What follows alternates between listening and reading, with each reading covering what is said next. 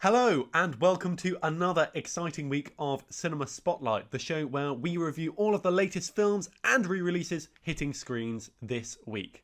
Now, I'm very excited because Jake can't be here this week, but that means we have a very special guest on the show who has in fact been working on it behind the scenes since the very beginning. Inbal, introduce yourself please. Hi everyone, I'm Inbal. I'm an actor and filmmaker, and yes, I've worked on this show behind the scenes, and I'm very excited to be on the other side of the camera this time and have a little chat with Reuben. Now, kicking things off this week, we are going to be talking about the latest entry in the Marvel Cinematic Universe. It's Captain America: Brave New World. And there's a new slasher on the streets, and it's coming for the lovers. We're going to talk about the new slasher rom-com, HeartEyes. And she's back for one final romp. Renee Zellweger returns as Bridget Jones for the closing chapter of the brilliant comedy series. And what is it like to live life as a snail? We're going to find out when we talk about Memoir of a Snail.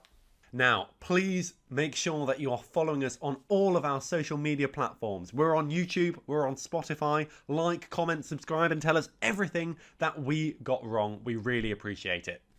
Today we'll start with the new chapter of Captain America: A Brave New World. It's the 35th film in the Marvel Universe, starring Anthony Mackie and Harrison Ford, and it's the first Captain America to not have Chris Evans play Steve Rogers. The story follows Sam Wilson, who takes up the mantle as Captain America, where he must quickly uncover a conspiracy to assassinate the newly elected president, Thaddeus Ross. So Reuben, what did you think? Yeah, so I think Marvel are in a bit of an interesting place at the moment, shall we say. We're almost at the end of their latest phase of films, and I think it's fair to say they're in a bit of a danger zone. Ever since we had Avengers Endgame, which now is so long ago, that film came out in 2019. So people who were active children back then are now not the youngest teenagers. And we're basically in a situation where they've had a string of films that have not been particularly well received critically and commercially generally. We're thinking about things like the Marvels, which I think is their biggest box office disappointment. And we're now seeing what should be, I think, the cornerstone of the MCU going forward, the new Captain America character, played, as you said, by Anthony Mackie. The problem is that this film is very, very rocky. It's very, very uneven. And at times I was sort of sat there thinking, gosh, what has gone wrong here? Because the story is at moments completely incoherent. It's often baffling what the characters are doing, why they're doing it, and crucially, they are very obviously papering over the cracks in the narrative with people saying, oh, by the way, something important's happened, we didn't film it, so here's a little summary. And egregious news reports in particular doing that, where we'll just cut to some stock footage of an anchor on television saying, and by the way, some important events in the plot have occurred, here's what you missed. So it's very, very strange to me that 35 films into a franchise, we get something that feels so fragile, really. I understand that there were extensive reshoots, and certainly a lot of fans have pointed out there's footage in the trailers that we don't ever see in the film. I do get the impression that this has kind of been cut to bits and put back together a billion times in the editing room. And I think it also faces a huge disadvantage when it comes to a kind of baseline ability to follow the plot, given that it is basically a direct sequel to the Hulk. And that's a bold move, and not necessarily one I think you can bank on your audience to be following. Especially given that it also relies on another not very well received Marvel film, Eternals, to really grasp the narrative. So you end up in, I think, a very strange situation where you're kind of half remembering a film from 20 years ago. You're kind of half remembering a film which, didn't do particularly well when it came out, I think, 4 years ago. And then you're also trying to go, right, okay, so what is the vision for the MCU going forward? And the answer is it's not very clear.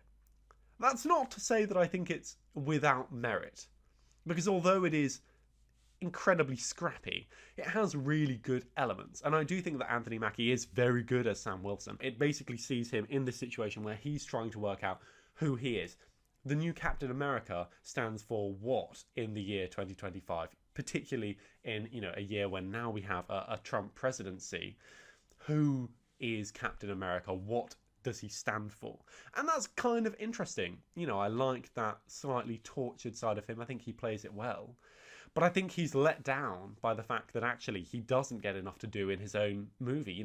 The show, I think, is essentially stolen by Harrison Ford playing Thaddeus Ross, the new president. And he, I thought, was great. He really commits to the role. There's a lot more acting here, required of him than perhaps I was expecting. Overall, although the film is mediocre at best, I was generally engaged throughout by Mackie and by Ford, and they kind of made the whole thing come together for me. So it's okay. It's nowhere near top tier MCU, but I don't think it's the worst either. I appreciate that's dabbing with faint praise. But what did you think? I know that you haven't seen every single Marvel film leading up to this point, so did it make any sense to you? Because it's very much a continuity fest.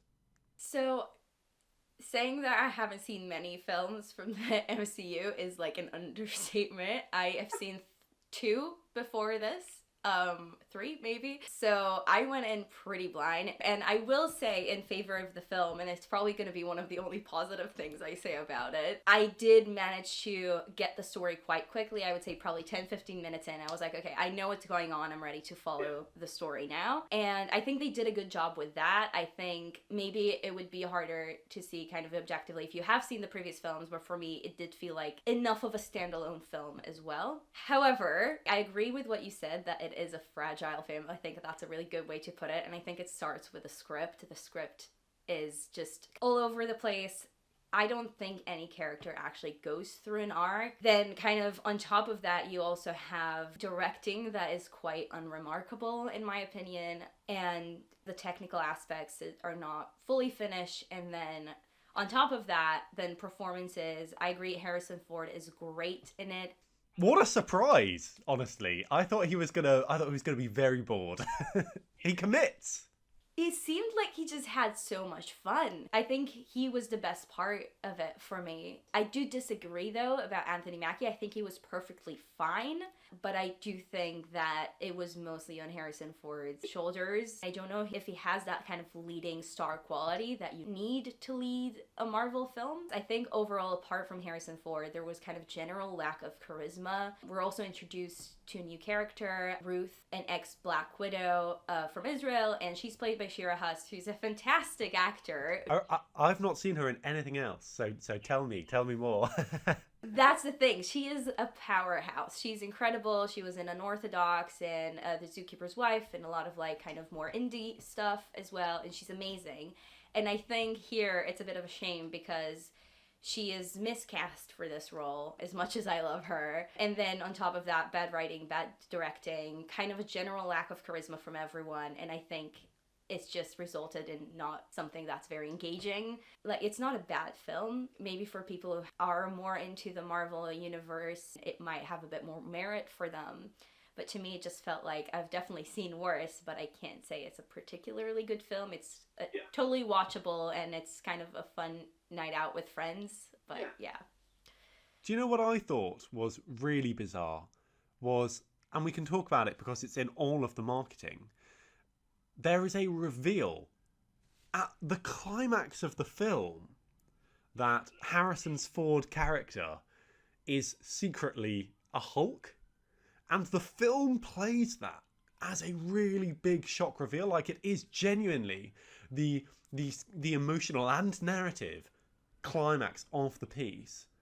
And they give it away in all of the marketing, in all of the trailers. I cannot imagine how impactful that scene would have been if we didn't know what was coming, because it's actually played really well. I think he really commits to the transformation. I've seen lots of interviews with Harrison Ford where he's saying, yeah, I did feel pretty silly, but, they paid me lots of money to look pretty silly, which I enjoyed. And, I just thought, gosh, this film has really shot itself in the foot, in my opinion, by having the Red Hulk reveal be so much of the marketing, because I don't think that you need it. I actually think that a new Captain America film, which is kind of a bit more stripped back, a bit more, a bit more grittier in tone, than previous Marvel outings, that's enough to kind of bring in audiences. And this was, this was a slightly cheaper film to make as well. We're not talking $300 million here. I think the budget was around 180 million. So, I just wish that I could have watched this film without knowing that twist was coming, because it's actually excellent, and I really enjoyed the sort of ensuing emotional turmoil that it generates, and I always am kind of fascinated by the Hulk characters because they're, we were talking about Wolfman, recently, that they are this kind of encapsulation of the raging extremes of humanity and emotion and passion and anger and sadness. I just thought it was really strange that they revealed that. So I kind of saw in the corner of my eyes like the posters and stuff like that, and I agree that I don't think it was necessary, and I think it just points to the insecurity that probably Marvel had in the film. I think that they thought that without that kind of like, oh, we're introducing this big twist, come and see it happen, I think they probably thought that without it, they might not get the audience they need, which I don't know if it's true or not, but I think I was engaged enough with the film without thinking, oh, when does he become a Hulk? Yeah, and I agree that it would have been a bigger payoff if it was a bit more of a surprise. And Harrison Ford does play like you said, the transition so well, and the kind of emotional build up to it. He is definitely the star of this film for me in every aspect. And yeah, it is a shame, but I do think it kind of points to how Marvel perceive their own creation, I think. Yeah, no, I do completely agree with you there. And speaking of the Red Hulk then, what did you make of the kind of visual effects in the final third of the film? Because I thought they were quite shonky throughout, but when Red Hulk came bursting out, I couldn't help thinking, I swear that, Mark Ruffalo looks more convincing as the Hulk back in, 2012's The Avengers. I just didn't think that it was the high quality CGI that we are used to seeing, particularly with motion capture performance from things like, Avatar, from Planet of the Apes. This looked to me like a really rushed job, and I have to say it did to a certain extent take me out of the climax. It was very hard to watch the film and kind of take it very seriously when it does genuinely look cartoonish at moments. It's actually funny that we bring up The Avengers, because that's one of the films that I have seen, the first one. I've seen it in the cinemas, and I remember being impressed by it, although I kind of, again, wasn't really into the Marvel Universe, but I was like, oh, it's a good film. And the CGI, as you said, was very convincing. It was really well done. Yeah. And with this one, I agree it was rushed. It's probably, if I have to take a guess, probably because of the reshoots. And you mentioned the budget. The initial budget was $180 million. I heard that it went up to 300 because all of the reshoots and the visual effects that they had, it just doesn't seem like they finished. It seemed like they had a hard deadline and they were just like, I guess that's what we have. And yeah, I agree, it does take you out of it a little bit. I think with all of the other problems that the film has, this was not the thing that kind of stood out for me as being the fall down of it, but it definitely something that kind of added to the mix of the things that prevented it from being what it could have been. Yeah, I agree. And it's strange because I think the film is full of baffling things like that. The CG isn't great. The performances at times are not great. The story is all over the place. But I think it sort of gets by on just doing something slightly different for the MCU. We have seen a lot of kind of big space operas recently, and the end credit scene of this, which I have to say, has been rightly ridiculed online for being a nothing of a post-credit scene, does seem to set up some more off-world engagement. But at the time that we're recording this, the MCU, I think, is really in the doldrums. It needs to do something big to get out of it. And it is certainly intriguing to think about what the future looks like, given we know Doctor Doom is coming, Robert Downey Jr. is returning to the Marvel Universe. And presumably, that is going to be a really, really big swing. Can it pay off? That's the question. I mean, I think at the end of this, I'm left feeling that the MCU hasn't course corrected with this film. It's tided us over. It's perfectly okay, just about. But I'm honestly a bit concerned for their future. And unless, Doomsday is a huge, huge hit, I think they're in big trouble. Now, you may be aware that this week it was Valentine's Day, and what better way to spend a romantic evening with your partner than heading out to the cinema to watch lovers get bloodily slaughtered. That is the premise of the new horror film HeartEyes, which follows a serial killer of the title name who goes around murdering couples on Valentine's Day. Now, I haven't seen this film, but my goodness, it looks right up my street. Inbal, tell me more about this film. Should I be rushing out to see it before the season of love is over? So, I think yes, in a nutshell. Now, I will say I don't love horror films. They're not my genre, especially not slashers. I'm not good with gore. However, despite all of that, I did thoroughly enjoy HeartEyes. And I think the reason for that being is it's more of a rom-com, and the person I went to see it with said something I very much agree with. It's a rom-com interrupted by a slasher. So the slasher aspect is kind of a subgenre, but it works so well together.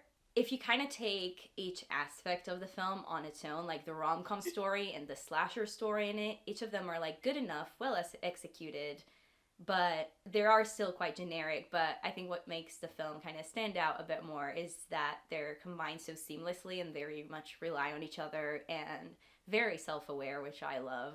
It's interesting because I think that on paper you wouldn't necessarily put Valentine's Day and horror in the same category. But I mean, this is really the second kind of Valentine's Day slasher film that we've had this year, because I would put Companion in the same box, really. You know, these are films essentially that function as kind of date movies, but they're also really nasty at times. And with the gore in this film, is it realistic gore? Will gorehounds get a kick out of this film?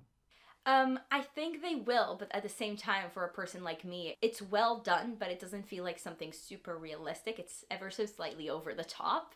So I think people who kind of love gore would thoroughly enjoy it, because they kind of take it to the extreme at times. But then people like me, it's kind of like easy enough to distance yourself, and then it's not as hard to watch. So if I compare it to, like, I've only seen two other slashers before, which is Halloween and Scream, both great films. Halloween is probably my favorite horror. If I compare it to that, I think those were kind of more scary because of the more realistic aspect that they have, at least more than HeartEyes. And I think HeartEyes is a good slasher, but because it's ever so slightly over the top, it's not like, you know, scary. It's more of like an entertainment kind of thing. I like that. Yeah, okay. So it has little kind of crossovers into horror comedy as well, it sounds like. And I think that's so often the way, actually, when we have these rom-com-y sort of horror things. You know, I'm thinking of Shaun of the Dead, for example. Like, for me, that's the perfect Valentine's Day rom-com horror. I think they called it a zomedy when it was coming out, which I think is fun. But it's interesting. And is this an antidote, then, to films which I think increasingly we're watching horror kind of skew towards being a bit more gritty, a bit more grounded? I think there's been a little bit less of the fun and splashy horror since so-called elevated horror has become du jour. I think this one is definitely more of a comedy. I think it's very light and fun, and I think it actually does a really good job. It's very easy to do it wrong and make a film like that feel very cringy, and rather than laugh with it, more laugh at it. And I think they do a really good job at staying in the, like, laugh with it and kind of appreciate the entertainment in it. And I think it's, again, down to the fact that they kind of structured it as a rom-com. Again, it's very much like in the heart of it, a rom-com, with kind of what makes the couple go on their journey is the slasher aspect. You know, you mentioned Scream earlier, because there are, you know, this host of characters that are we rooting for them? Do we care about these characters? I'm intrigued as to what you thought of the performances and how they then functioned in this kind of murder mystery setup, because I think, you know, that's one of the joys of slasher films like Scream, where you're always trying to work out, okay, are they the killer? You know, was it Bob? And I'm always kind of really tickled by that blend of genre. So did it work for you in that respect? So In terms of the characters, I do think like you care about them. They're again very much kind of rom-com lead, girl and guy falling in love, but within that kind of world, they are good. I did care. I did kind of root for them to be together. However, you mentioned the murder mystery aspect. When it came to the mystery of who is it, with that, there was a bit of kind of like a lack of suspense. Not anything that kind of choked me out. I never felt like, okay, I know exactly where this is going. I don't need to pay attention. But I think they gave maybe a clue too much for everything. It would have been even more of a ride if I didn't see certain things coming when I did. And again, I'm saying that having not watched a lot of horror, so it might be even more for people who kind of know the genre even better. Or it might be less so, I don't know. But I think that would be kind of where I think the film could have been stronger. It would have been a thing of like, I kind of see where this is going already, but I'm intrigued to see how. So it was still enjoyable, but it wasn't much of a mystery. That's really interesting. I mean, I do love it when I have huge twists and turns that I don't see coming, but it sounds like it didn't necessarily deliver on that. But the thing that I think can make up for basically anything in a slasher film is the villain itself, and often the design of the villain as well. Did you feel that HeartEyes was a compelling character and a compelling menace?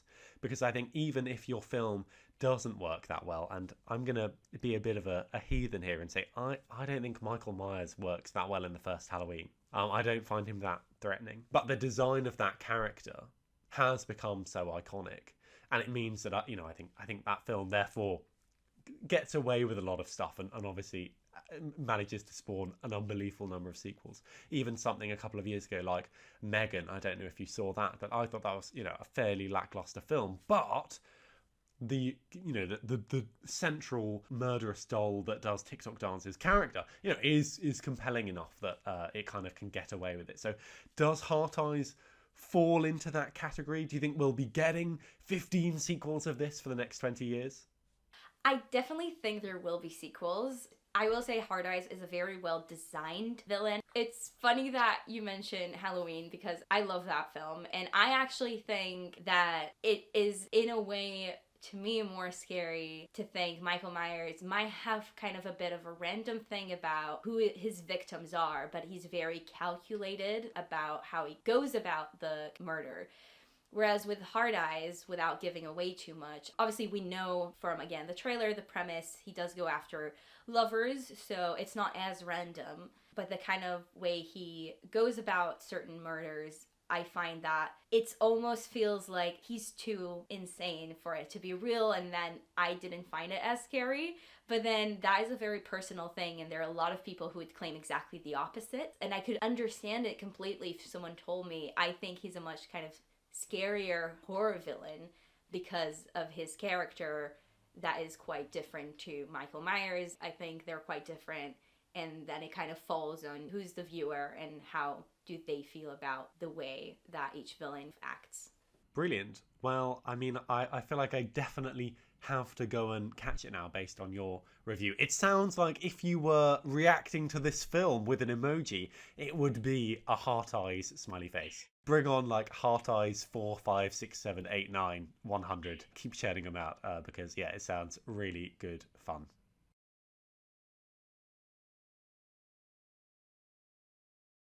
In Bridget Jones' Mad About the Boy, Renée Zellweger returns as Bridget Jones for fourth and possibly final time as she re-enters the world of dating after years of being a widow. The movie is based on the 2013 novel of the same name and has Hugh Grant and Emma Thompson and many others come back to reprise their roles and are joined by Leah Woodhull and Chiwetel Ejiofor.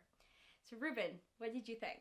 Yes, so I mean, I'm a big Bridget Jones fan. I really, really love the first one. I think it's one of the great romantic comedies when we look at, the canon.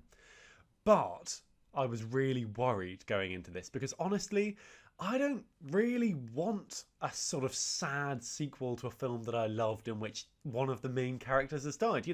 Let's start off with that because it's no spoiler. It's in the trailer. Darcy is dead. They've killed off Colin Firth. And I love him. I love Colin Firth. I love Mark Darcy. I love the pairing of Darcy and Jones. They just go together perfectly, and I've bought, you know, over the 25 years I think it's been since the first film came out, you know, I've really bought into their romance. So for him to be dead is honestly quite devastating, but it is, as you say, following the story as it is in the books. You know, I think this is the third book, but the fourth film due to rights. Anyway, basically we now arrive at a situation in which from the outside you have sort of carved out one of the crucial ingredients of your rom-com. You've taken something perfect and you've ripped a hole in it by removing Mark Darcy. Who wants to watch a film where Bridget Jones is just sad, husbandless, being a single parent and struggling? I mean, that doesn't sound like a very fun time, does it? Which is why the film doesn't do that, and it's actually one of the best films of the year. It's amazing. It's amazing. It's so lovely. It's so heartwarming. It does an amazing job of talking about grief and about love and about the passage of time in a way that I just thought was amazing. It reminded me, and I hate to bring it up on this show again, it reminded me of We Live in Time, because it's engaging with this incredibly complex kind of network of feelings where you can simultaneously be completely in love with somebody who's not here anymore, but also trying to live your own life, trying to return to the workplace, you know, trying to be able to move on to new relationships without feeling like you're betraying your former partner. And it navigates all of that so brilliantly. The film is incredibly sad, I have to say. You'll be crying long before the opening titles start, and you'll be crying for the rest of the film because it's monumentally emotional. But it is superbly done. I can't believe how good it is. I can't believe that we have got a sequel to Bridget Jones 25 years later, which is, I think, as good as the first one. You know, this really matches up to the characters and the overall sense of this is what life is that we get from the kind of, you know, the frazzled 30-year-old Bridget in the OG. So honestly, this was such a lovely surprise. I was so skeptical. I was such a cynic. I thought, why do we need this? They're ruining Bridget Jones. But it's actually amazing. I watched it with my brother and my mum and my girlfriend. It was a completely packed screen. There were no free seats. Everyone laughed. Everyone cried. There was a little round of applause at the end. It is absolutely terrific, and I mean everyone and their dog is going to see it, so it's going to be a huge smash hit, and it really deserves it. Yeah, I absolutely agree. I loved the film so much, and I'm also a massive Bridget Jones fan.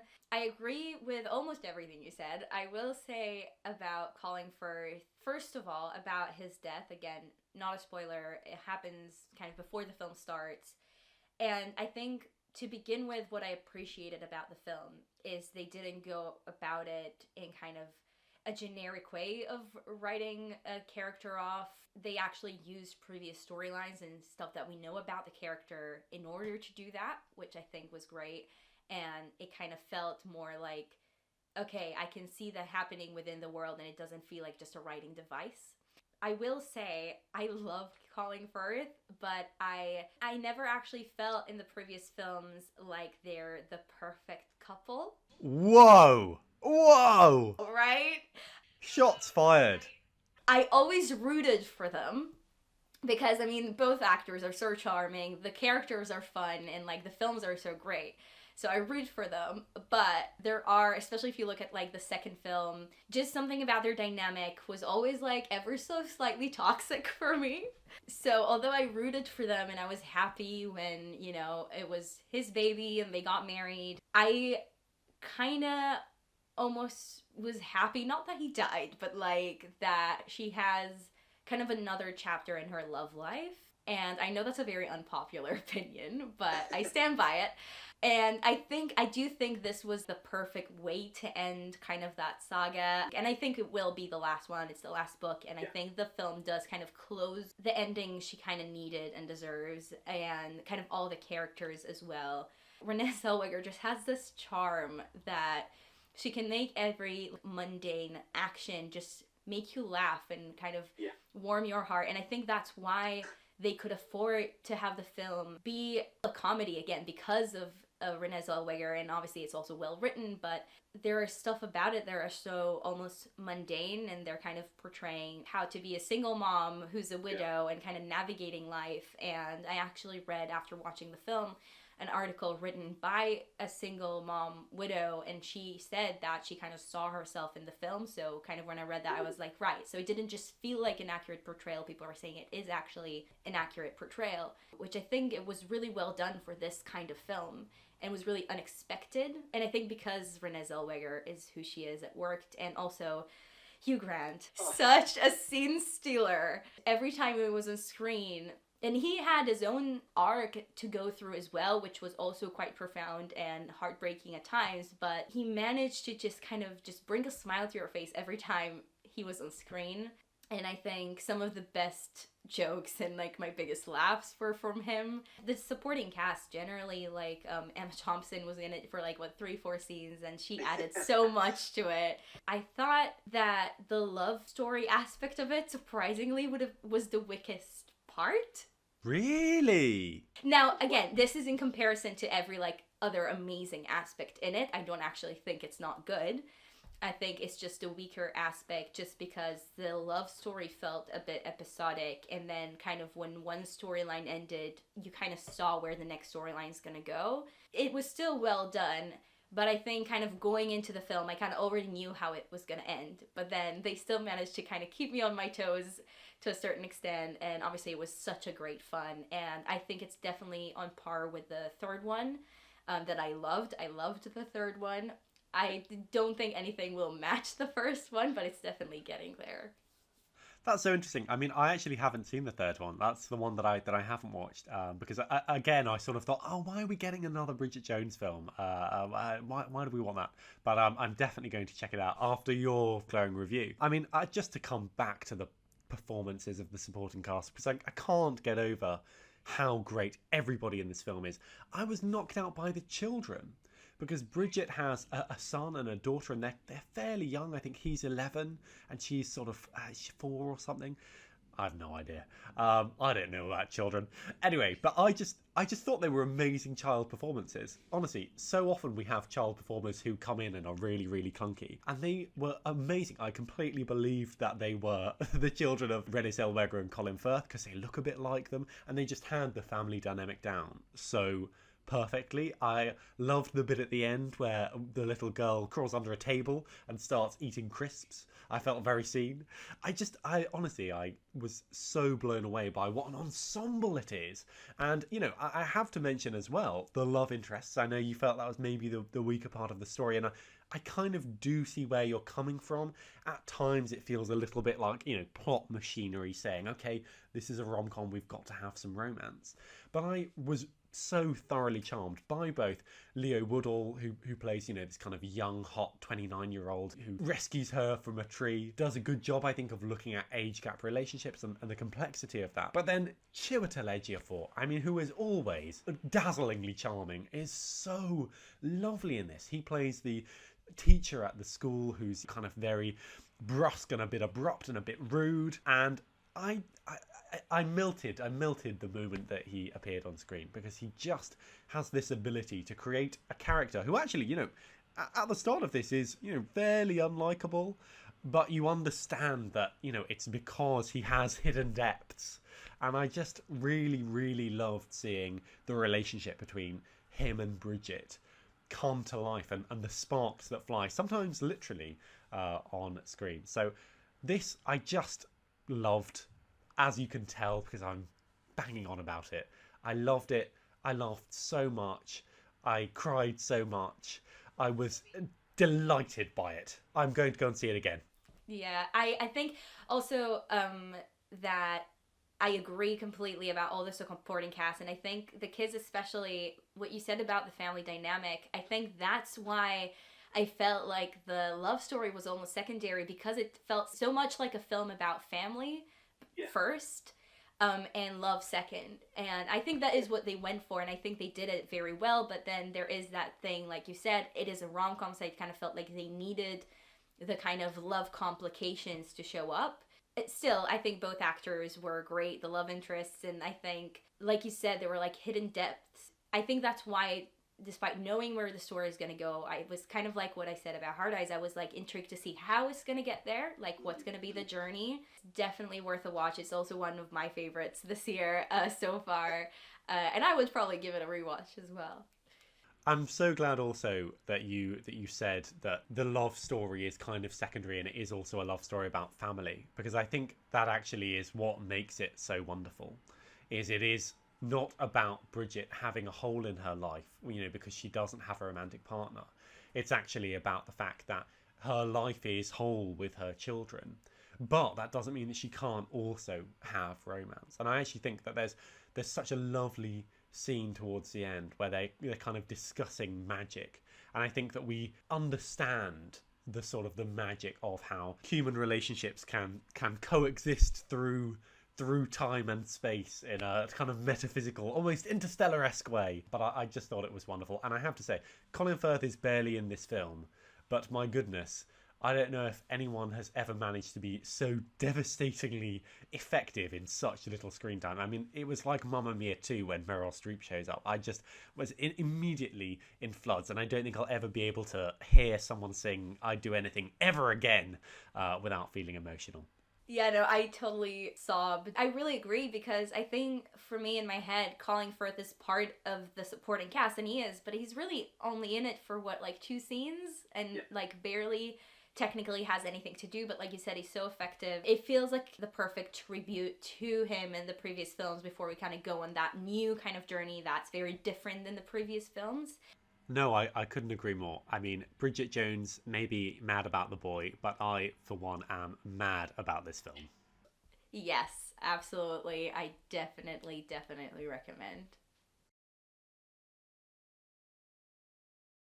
And our final film this week is Memoir of a Snail, which is nominated for Best Animated Feature at this year's Academy Awards. With a starry voice cast, including Sarah Snook and Kodi Smit-McPhee, it might look on paper like a child-friendly animation about a snail, but rest assured, it is not about a snail, and it is certainly not suitable for children.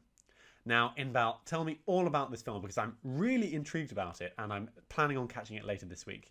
It is definitely fascinating, and I actually went into it thinking this is going to be a kid's film about a snail, which I was super jazzed about, by the way. Then I went into it and the movie starts. It has a very unique visual style, which I will talk about in a moment, but it kind of started the kind of opening credits and I was like, this is weird, but okay, when is the snail showing up?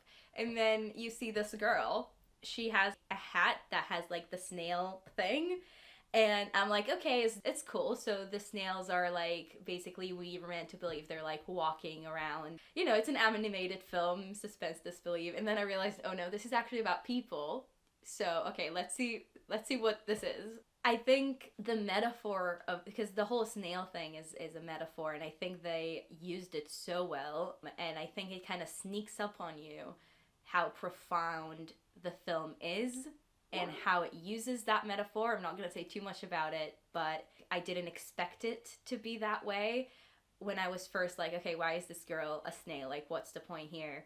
And I think they used it very, very well, and it definitely kind of hit by the end of it. So we see this girl telling everything about her childhood and kind of her upbringing. The majority of the film is a narration by Sarah Snook, who was incredible. Kind of like having an audiobook with the pictures running in front of you. But it really works. I didn't think it will when I realized, okay, the narration is not just an intro thing. But then I really got into it and it really worked for me.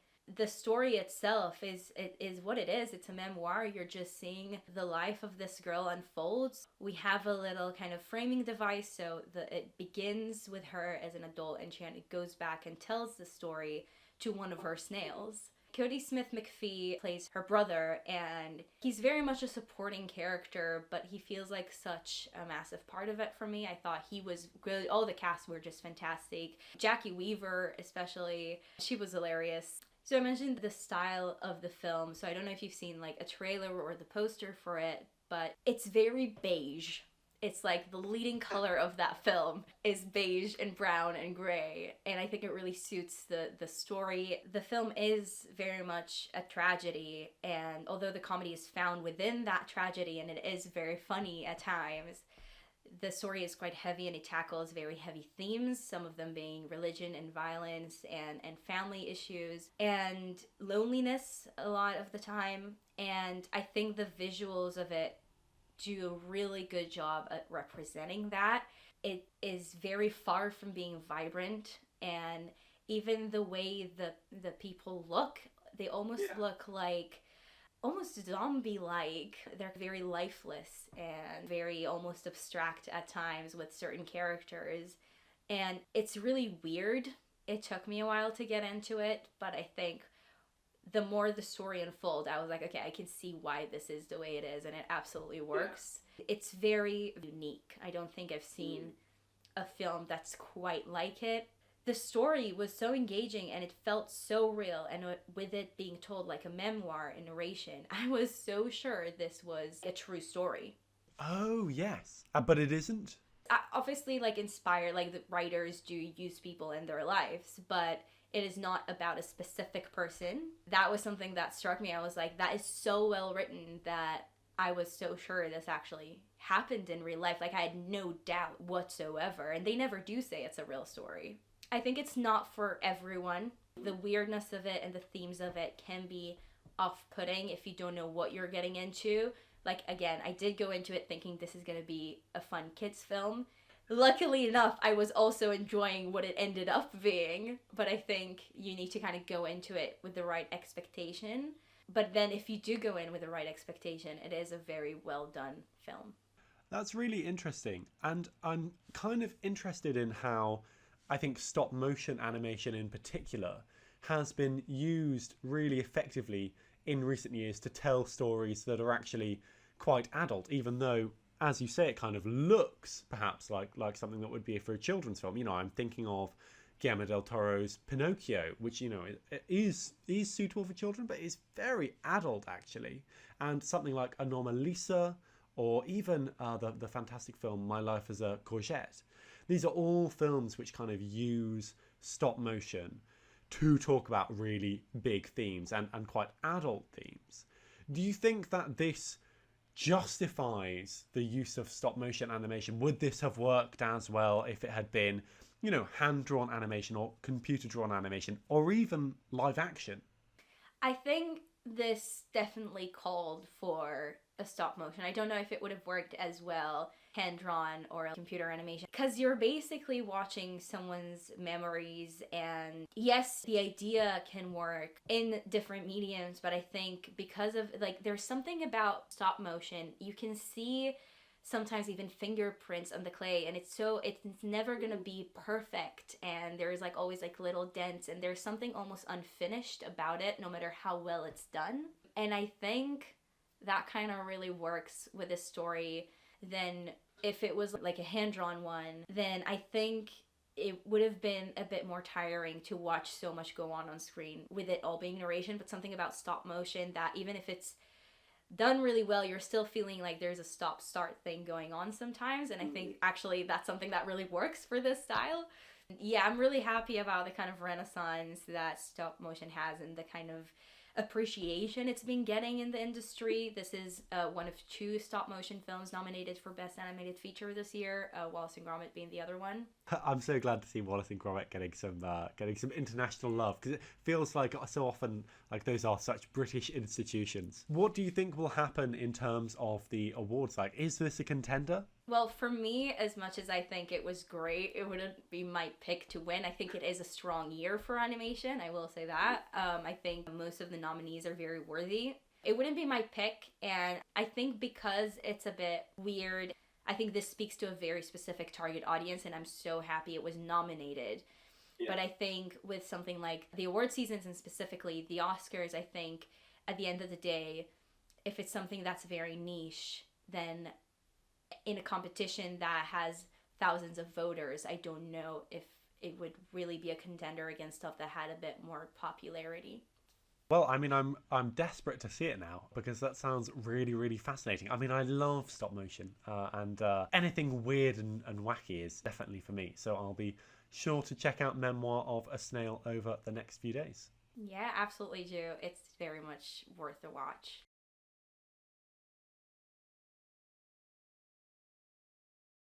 Now, it's time to discuss our film of the week. And I have to say, for me, it's a doozy. It's Bridget Jones, Mad About the Boy, all the way. A completely wonderful film and just a brilliant cinematic experience. I'll be definitely revisiting this in years to come. But Inbal, tell me, do you agree? Are you also on the Bridget Jones train? I think it's definitely my favorite of the week. I will say, however, it is very close with Memoir of a Snail, and in terms of what my recommendation would be, if you want a fun film, you want to have a laugh all day, recommend Bridget Jones' Mad About the Boy. It is a fantastic film, and I will also probably revisit it in Bridget Jones rewatches. But I think if you're looking for character study that's very unique that you've probably not seen before, I would recommend Memoir of a Snail. I think that was a great film as well. On a personal preference, I will say Bridget Jones, but both of them were fantastic. Amazing. And sadly, Captain America, not high on the list. But, you know, it's completely possible, and I'm sure lots of people are going and watching it on the big screen. Next week, we are going to be talking about the multi-Academy Award nominated film I'm Still Here. That has been nominated for Best Picture, Best International Feature, and also Best Actress. So I'm sure we will have lots to say about that one. And Oz Perkins' follow-up to Longlegs hits the big screen with the adaptation of Stephen King's short story, The Monkey. I'm told it's a horror comedy and it's very, very splashy. Well, I can't wait for next week, and it's been so lovely having you on the show today, Inbal. I'm sure we'll be hearing more of your film opinions in future. Thank you so much for having it. It was really fun, and thanks everyone for watching. Thanks so much. Bye-bye.